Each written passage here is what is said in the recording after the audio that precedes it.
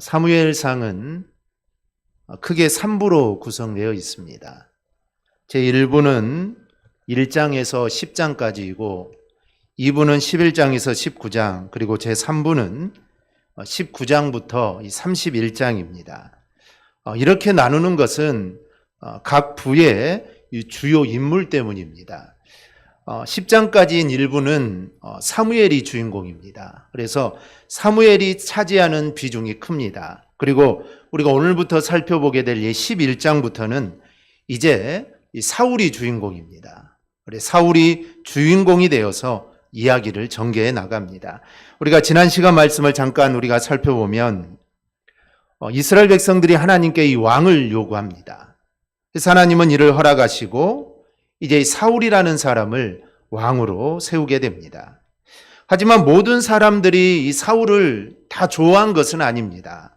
즉 만세를 부르는 사람들도 있었지만 어떤 사람들은 이 사람이 어떻게 우리를 구원할 수 있겠느냐라고 하면서 이 사울을 멸시하는 자들도 있었습니다. 말하자면 이 민심이 이 사울을 따라주지 않은 것입니다. 즉 왕으로 선출이 되고 대통령으로 뽑혔는데 민심은 사울에게 있었던 건 아닙니다. 그래서 사울 역시 왕으로 이 즉위식을 하지 못했습니다. 취임식을 해야 되는데 이 즉위식도 하지 못하고 고향으로 돌아가 평소와 같이 이 농사를 짓고 있었습니다. 그런데 이제 사울이 자신의 지도력을 인정받을 수 있는 기회가 찾아옵니다. 이 고대 세계에서 이 왕의 지도력은 주로 전쟁을 통해 이렇게 인정이 됩니다. 그래서 다윗이 전쟁에서 승리하고 돌아올 때 사람들이 사울이 죽인 자는 천천히요, 다윗이 죽인 자는 만만이다라고 이렇게 외쳤던 겁니다. 즉 사람들은 그 당시 왕이었던 사울보다 이 전쟁에서 큰 공을 세운 이 다윗을 더 인정해 주었던 것입니다.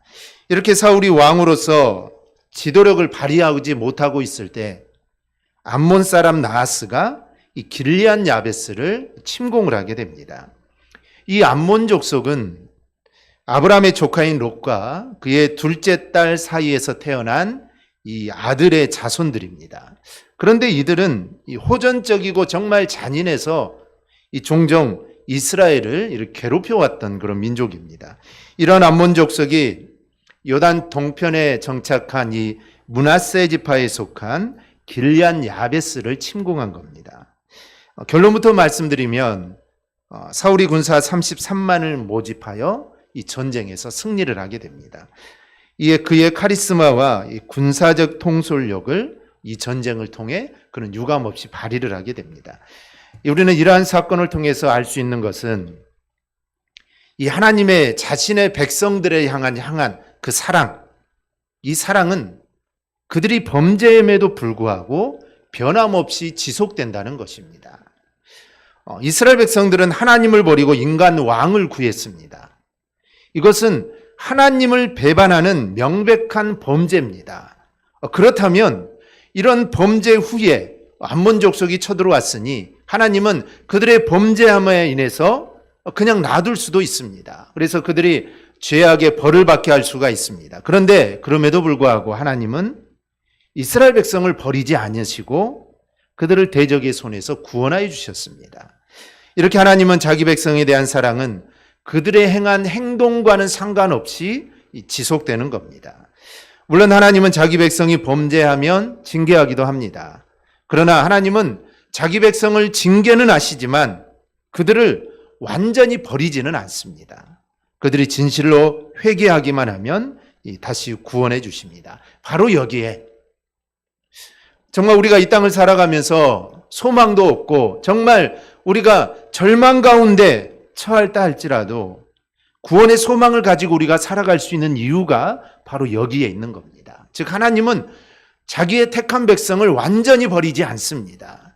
당연히 우리가 하나님께 범죄하면 하나님 우리를 징계하시지만 하나님 반드시 우리를 회복시켜 주십니다. 그래서 우리는 여기에 소망을 가지고 우리가 이 땅을 살아가는 것입니다. 즉 하나님은 신실하기 때문입니다.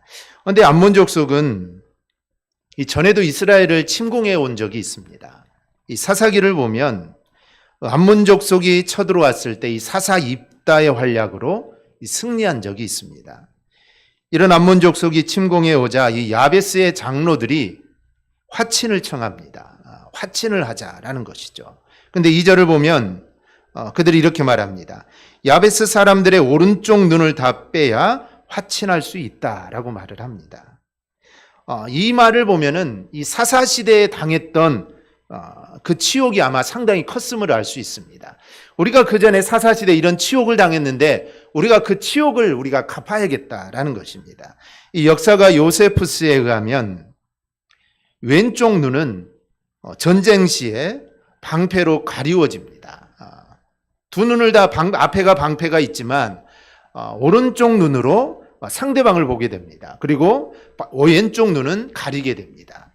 그렇다면 오른쪽 눈을 빼는 것은 병사에게 있어서 전투력을 상실시키는 그런 의미를 가지고 있습니다. 그런데 나하스가 길리앗 야베스 사람의 이 오른쪽 눈을 다 빼겠다고 한 것은 그만큼 자신 있다는 것입니다. 그리고 이것은 동시에 말할 수 없는 이 치욕감을 주는 말입니다. 나하스가 이런 말을 한 이유는 단 하나입니다. 사사 입다 때와는 달리 이제 우리가 아주 철저하게 준비가 되어 있다라는 것입니다. 사사 시대에는 우리가 입다 때문에 전쟁에 졌지만 지금은 다르다는 겁니다. 지금은 우리가 완벽하게 준비했기 때문에 너희가 쳐들어온다고 해도 우리는 거뜬히 이길 수 있다라는 겁니다. 또 3절을 보면 야베스 장로들이 이렇게 말합니다. 우리가 이스라엘 모든 지파에 사람을 보내서 의견을 물어보고 우리를 구원할 자가 없으면 너희 마음대로 해라. 그러니 우리에게 7일간의 말미를 달라라고 요구를 합니다. 그런데 이 나하스가 기꺼이 허락을 합니다. 왜 이런 요구를 들어주었는지 성경에 나와 있지 않기 때문에 우리가 잘 알 수 없지만 아마 길리앗 야베스뿐만 아니라 이스라엘 전체가 온다 해도 우리는 이길 수 있다는 것입니다. 그러니 7일간의 여유를 주겠다는 겁니다. 이 전쟁이라는 것은 이 시간이 중요하고 타이밍이 중요합니다.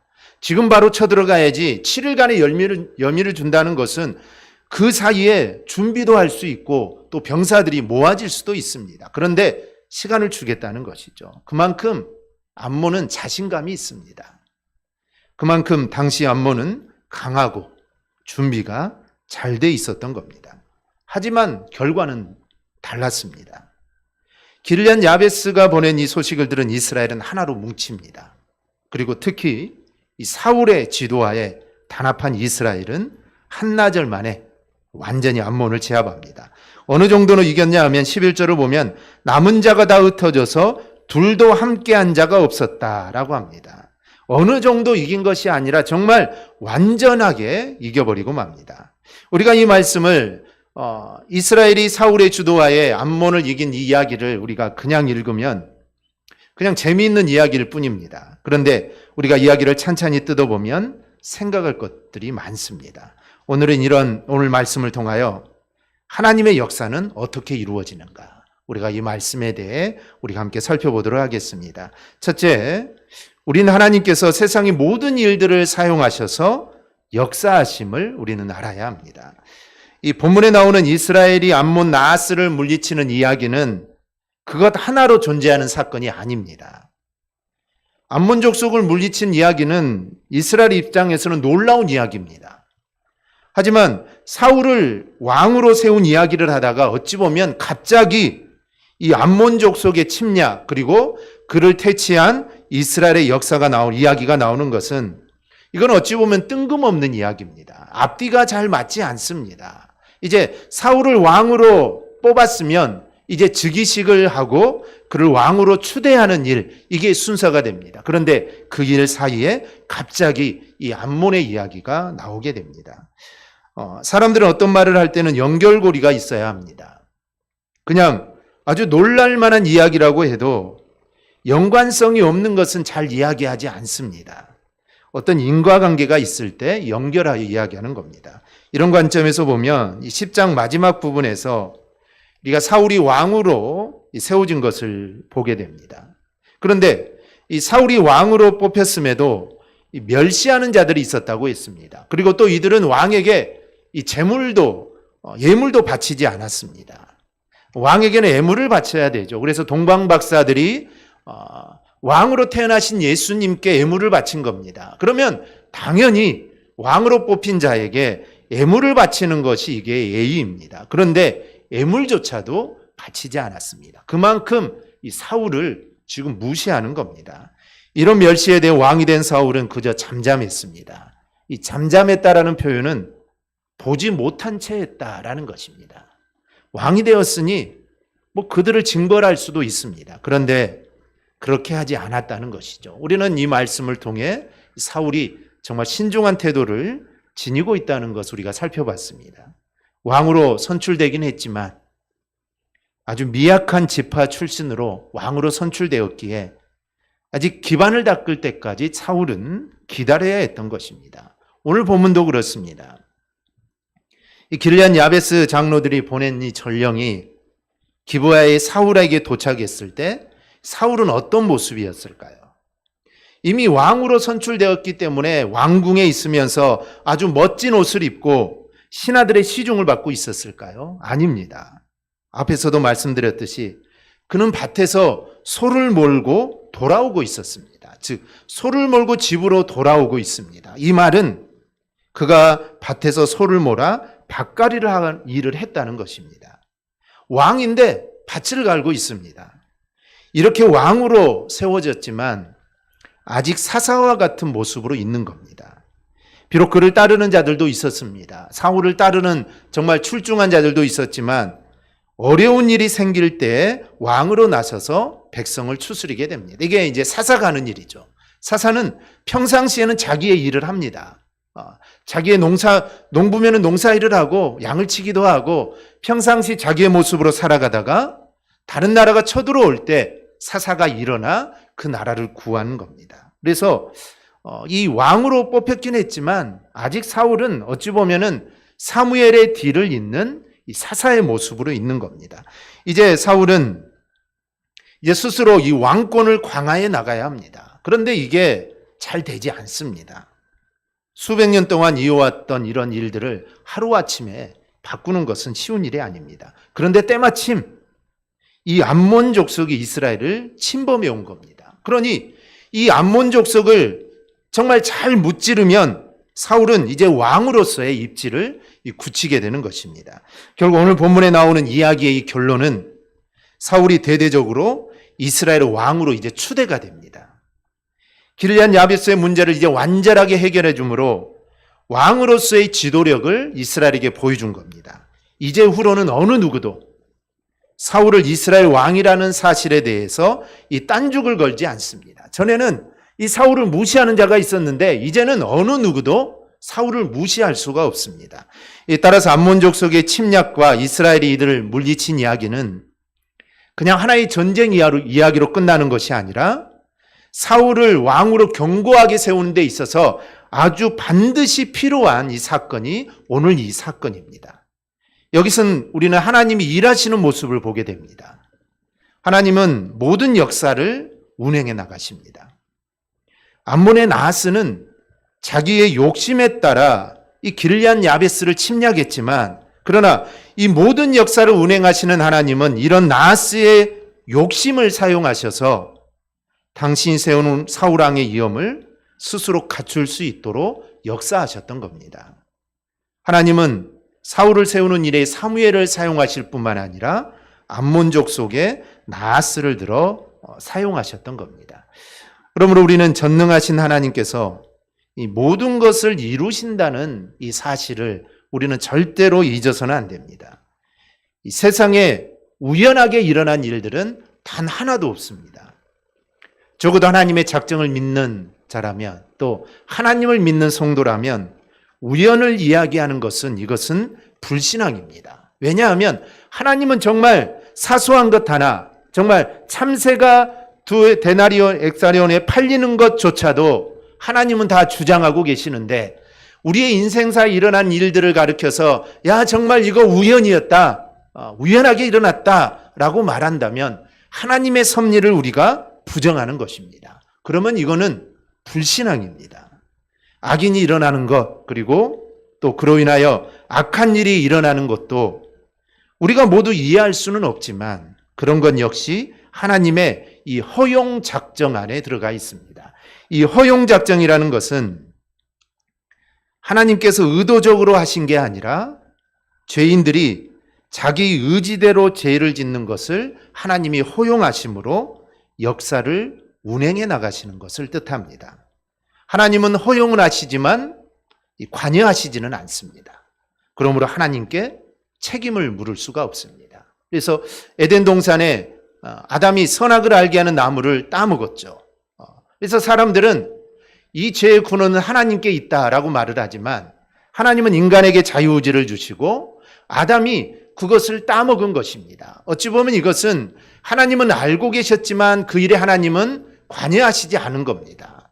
인간에게 자유의지를 주셨기 때문에 하나님은 그것까지 침범하지 않은 것이죠. 그러니 하나님께 이 책임을 물을 수는 없는 것입니다. 그리고 그렇게 일어난 일들을 우리가 긴 안목으로 본다면 하나님의 분명한 뜻이 있는 겁니다. 그것들은 하나님이 계획하신 다른 무엇으로 연결이 되는 겁니다. 암몬의 나하스는 자기 욕심에 따라 이 길리앗 야베스를 먹으려고 했습니다. 자신의 판단으로는 우리의 군사는 그럴 만한 힘이 있다라고 생각을 한 거죠. 그런데 하나님께서는 그런 나하스의 욕심을 허용하셨습니다. 즉 하나님은 그 일을 말리지 않았습니다. 그런데 하나님이 진짜 계획하신 것은 그 일로 당신이 세운 사울이 왕으로 인정을 받게 하는 것이었습니다. 하나님께서 세상에 있는 모든 것을 다 활용하십니다. 그리고 당신의 자녀와 백성에게 이루고자 하시는 일을 가능하게 하시는 겁니다.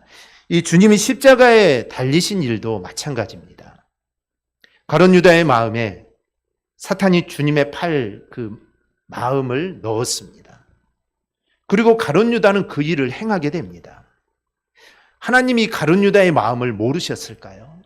하나님은 다 알고 계셨습니다. 이 가룟 유다가 주님을 팔 것을 하나님은 알고 계셨습니다. 그런데 하나님은 알고 계셨지만 하나님은 그 일을 허용하신 것입니다. 그런데 어떻게 됐습니까? 그 일을 통하여 구속의 사건을 이룬 것입니다.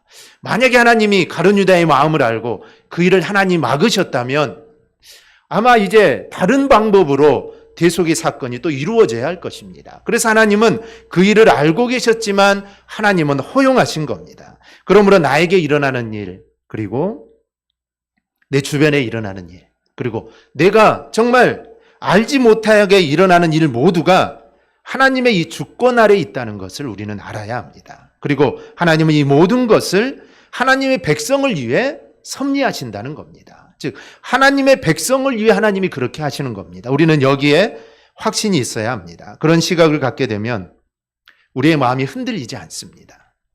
형통하면 기뻐하고 불통하면 슬퍼하고 그렇지 않습니다. 우리는 하나님의 섭리하심을 믿으니 형통할 때나 불통할 때나 우리는 똑같습니다.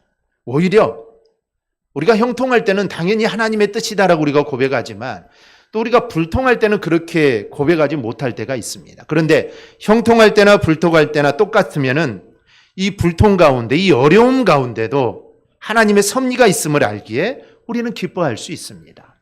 이런 어려움이 있지만, 이 어려움이 이제 변하여 기쁨이 되겠다. 하나님이 역사해 주겠다라는 그 마음이 있으니 우리는 하나님의 역사하심을 기대하니 우리는 더 기뻐할 수 있는 것입니다. 그러면 하나님은 내가 기대하고 내가 바라는 만큼 하나님 분명하게 역사해 주시는 겁니다. 두 번째로 우리는 하나님의 감동을 받은 자가 하나님의 역사를 감당한다는 것을 알아야 합니다. 길리앗 야베스로부터 사울이 살고 있는 기브아로 전령이 도착합니다. 암몬의 나하스의 침략한 일과 앞으로 7일의 말미를 얻어서 이제 이스라엘 여러 지파에 이 도움을 청하도록 허락받은 그 이야기를 전합니다. 4절을 보면 이 말을 들은 백성들은 소리 높여 울기 시작합니다. 아직 왕정 체제가 제대로 잡히지 않았기 때문에 이런 상황에서 암몬 족속이 침략한다는 것은 저들에게는 근심거리가 아닐 수 없습니다. 전과 같으면 사무엘에게 이야기할 텐데 이제는 사무엘에게 대해 이야기할 수 없는 상황입니다. 왜냐하면 면목이 없습니다. 어떻게 사무엘에게 가서 도와달라고 하겠습니까? 그들이 왕을 달라고 해서 왕을 세워졌으니 사무엘에게 찾아갈 면목이 없습니다. 그런데 사울에서 밭에서 소를 몰고 오던 사울이 이 모습을 봅니다. 그리고 전령들로부터 소식을 듣습니다. 그 다음에 어떤 일이 일어납니까? 6절입니다. 사울이 이 말을 들을 때 하나님의 영에게 크게 감동되매 그의 노가 크게 일어나. 드디어 이제 사울이 나서는 모습입니다. 여기서 우리는 먼저 사울이 하나님의 영에게 크게 감동되었다는 말에 관심을 가져야 합니다. 하나님께서는 사울을 이스라엘의 왕으로 인정받게 하기 전에 사울에게 성령을 부어주십니다. 우리는 신약시대에만 성령이 있다고 생각하지만 성부, 성자, 성령은 한 하나님이시기 때문에 구약시대에도 이 성령 하나님은 계셨습니다. 그래서 하나님은 이 사울에게 성령을 부어주십니다. 근데 이 성령의 역사는 구약과 신약이 좀 차이가 있습니다. 우리가 아무래도 이 신약과 좀 익숙하니까 신약적인 표현의 특성을 보면 성령의 임재는 한 번 임하시면 떠나지 않습니다. 때론 우리가 성령의 충만함을 받으라고 표현도 나오지만 이는 사라진 성령을 다시 받으라는 이야기는 아닙니다. 성령이 우리 안에 계시지만 그 성령에 충만하게 하기 위해서 기도하라라는 것이죠. 따라서 우리가 신약에서 성령을 받았다는 것은 내가 구원받았다는 말과 같은 겁니다. 이에 반해 구약에서의 성령은 필요할 때마다 특히 어떤 특별한 일을 할 때 하나님이 부어주시는 것으로 묘사됩니다.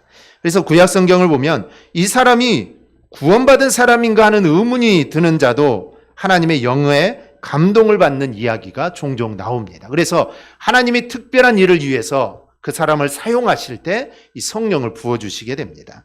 중요한 것은 구약이든 신약이든 하나님의 일을 이루실 때는 모두 동일하게 성령이 임하셨다는 겁니다.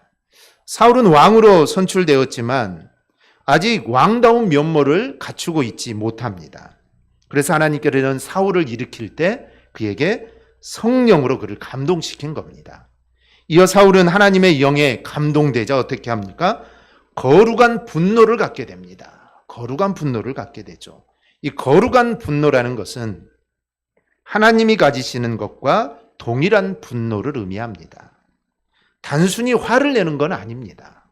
하나님의 뜻이 무너지거나 하나님의 거룩성이 훼손될 때 갖게 되는 분노입니다. 대표적인 것이 모세의 분노입니다. 모세가 시내산에서 십계명을 받을 때 이스라엘 백성들은 금송아지를 만들어 놓고 이것이 우리를 애굽에서 인도해 낸 신이다라고 하면서 우상 숭배를 합니다. 이것은 하나님이 지금 앞으로 주실 십계명의 두 번째 계명을 아주 위반한 것입니다. 이때 모세가 산 위에서 내려와 하나님께로부터 받던 십계명 두 돌판을 던져서 깨트립니다. 바로 하나님의 분노의 마음을 모세가 대신 표현한 것입니다. 하나님의 마음이 이렇다는 것이죠. 하나님이 지금 이렇게 분노하셨다라는 것입니다. 하나님의 역사는 이런 분노를 느낄 때 이루어지는 겁니다. 거룩한 것이 땅에 떨어졌는데도 우리가 아무런 마음의 움직임이 없다면 우리는 하나님의 뜻을 드러내는 일에 우리는 사용될 수가 없습니다. 사울이 하나님의 영에 감동됐지만 그 주변에 많은 사람들이 있었을 겁니다. 그 마을에 장로들도 있었을 것이고 하지만 하나님의 영이 감동된 사울을 하나님은 들어쓰신 겁니다. 그래서 이 성령이 감동을 받은 자가 하나님의 일을 하는 것입니다. 하나님은 암몬 족속에 의하여 당신의 백성이 어려움을 당하기를 원치 않으셨습니다. 거룩한 백성이 이방 민족에게 압제를 당하고 고통당하는 것 하나님은 원치 않습니다. 그리고 그런 일들이 일어날 때 하나님의 마음도 함께 아픕니다. 사울은 그런 하나님의 마음과 똑같이 마음이 아팠던 것입니다. 그래서 이제 이스라엘 백성들의 군사를 불러 모으고 그들과 함께 암몬을 침으로 이스라엘 백성을 안전하게 이끌었던 것입니다. 모든 것을 다 이용하시는 하나님이시지만 그리고 우리가 어떤 일을 보더라도 정말 하나님의 역사하심 우리가 보지만 그래도 결국 하나님께 내가 쓰임받을 때야 더욱 값진 것입니다. 정말 위대한 일들이 일어나고 오늘 말씀과 같이 암몬을 크게 무찔렀지만 내가 그 일에 쓰임받을 때 더욱 값진 것이 됩니다. 이때 우리가 하나님께 쓰일 수 있는 조건은 단 하나입니다. 성령의 지배를 받느냐, 그리고 거룩한 분노가 우리에게도 일어나고 있느냐, 이겁니다. 우리가 하나님을 사모하고 거룩한 것을 사모하다 보면 하나님께 성령의 감동을 우리에게 주십니다. 그럴 때 우리가 하나님께 들려서 쓰임받게 되는 것입니다. 하나님은 아무나 사용하지 않습니다. 정말 하나님 말씀을 사모하고 정말 성령과 함께하는 자를 하나님은 사용하십니다. 그러므로 우리는 성령께서 나를 사로잡으기를 우리는 소망해야 합니다. 그럴 때 우리가 하나님께 귀하게 쓰임받습니다. 셋째로는 하나님께서 역사하실 때는 당신의 백성들의 지혜와 노력을 값지게 하십니다. 사람들은 성령 충만하면 다 된 줄로 압니다. 그래서 기도의 시간에는 간절하게 성령 충만을 기도합니다. 하지만 성령 충만을 받았다고 느낀 이후에는 그저 일상적인 모습 그대로입니다. 그렇다면 내가 성령 충만을 받은 것과 같은 그 느낌, 그것이 과연 성령의 역사라고 할 수 있을까요? 오늘 본문에서 사울은 성령의 감동함을 받았습니다. 그럼 그가 어떤 일을 했는지 우리가 좀 살펴봐야 합니다. 그래서 중요한 것은 이 성령 받아서 처리해 나가는 일들이 지혜로웠다는 점입니다.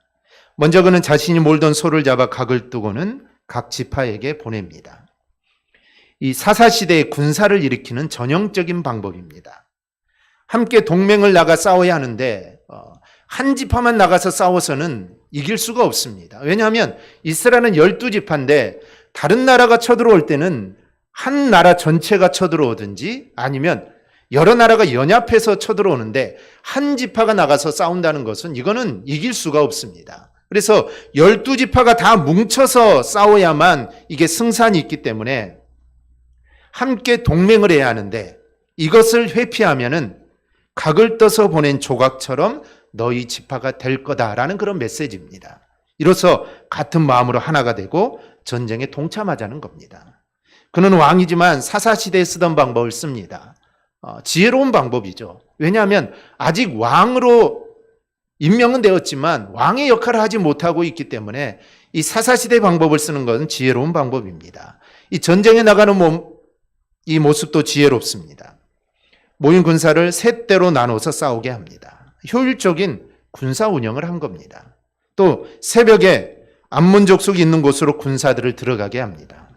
더구나 그날 길리앗 대표를 보내서 마치 길리앗 야베스가 이스라엘의 도움을 받지 못하고 항복하는 것 같이 행하도록 하게 합니다.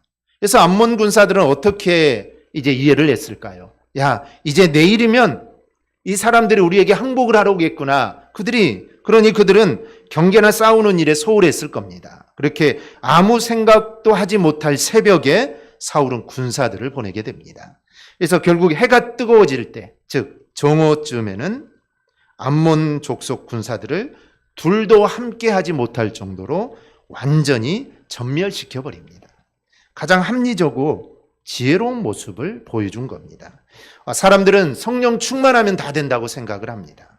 그래서 기도만 하면 된다고 합니다. 나머지는 저절로 이루어지는 것처럼 이야기합니다. 나는 아무것도 하지 않았다고 합니다. 그래야 하나님의 역사가 일어난 것처럼 생각을 합니다. 내가 정말 발벗고 열심히 했다면 이거는 성령의 역사가 아니다라고 생각을 합니다. 나는 아무것도 하지 않았는데 성령님이 알아서 다 해주었다. 이렇게 해야만 성령의 역사라고 생각을 합니다. 물론 우리는 어떤 일을 하기 전에 반드시 먼저 기도해야 합니다. 그리고 성령 충만하지 않고 하는 일은 성공할 수도 없습니다. 우리가 성공하기를 바라서는 안 됩니다. 기도하지 않고 성령의 인도하심을 따르지 않고 하는 일, 우리는 성공할 거라 생각해서는 안 됩니다. 그래서 기도하고 성령의 인도하심을 받아서 나갈 때 우리가 성공할 수 있는 것입니다. 하지만 성령 충만한다고 해서 가만히 있는 것이 하나님의 방법은 아닙니다. 하나님이 주신 지혜와 능력으로 자신이 할 수 있는 일을 우리는 해야 합니다. 그럴 때 하나님이 역사하셔서 내가 생각하는 것 이상으로 하나님이 이루어 주십니다. 이게 바로 하나님의 역사입니다. 사울은 자신이 할 수 있는 모든 일을 했습니다.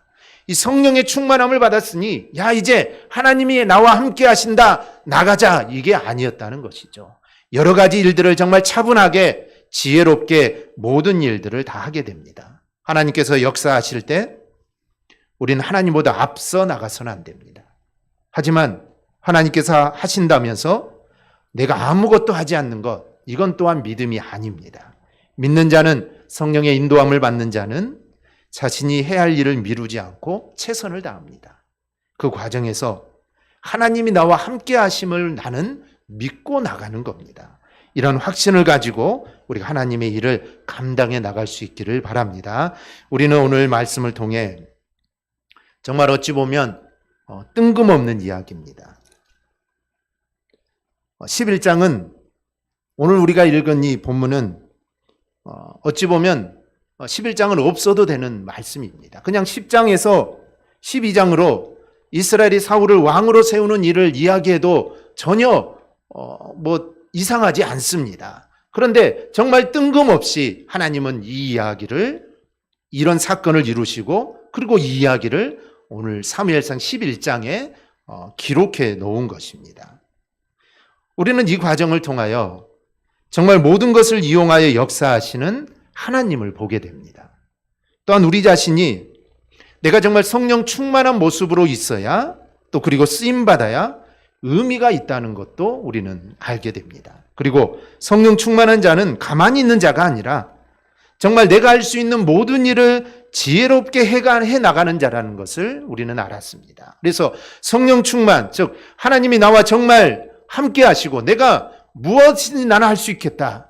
정말 성령이 내 안에 가득하면 우리는 그런 마음들이 듭니다. 야, 나는 이제 뭐든지 할 수 있겠다. 그런데 우리는 바로 그때에 지혜로워야 합니다. 성령은 지혜의 영입니다.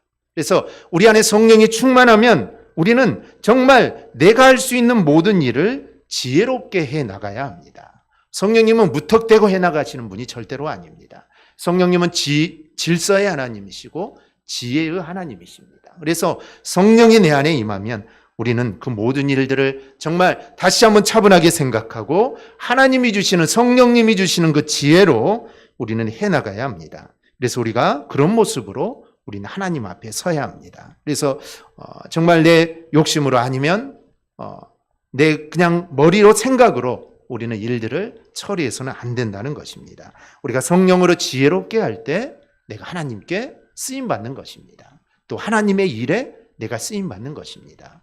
내가 하는 모든 일들은 하나님의 일입니다. 나는 하나님의 자녀이기 때문입니다. 그러므로 우리가 무슨 일을 하든지 정말 기도하고 또 성령의 충만함을 받아서 하나님의 위대한 일들을 정말 나를 통해 이루어 나가는 우리 모든 성도들이 되기를 주님의 이름으로 축원합니다. 아멘. 기도하겠습니다.